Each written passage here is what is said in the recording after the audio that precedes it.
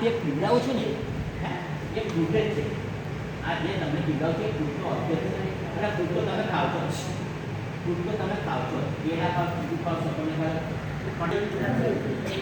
પણ બતાવો ના પીવા તારી તાકાત કેમ આવે છે એ પણ હું સારું ચલો પેલામાં તાકાત આવી ગઈ કદાચ એને હમણાં તાકાત ના આવે તો લેવાય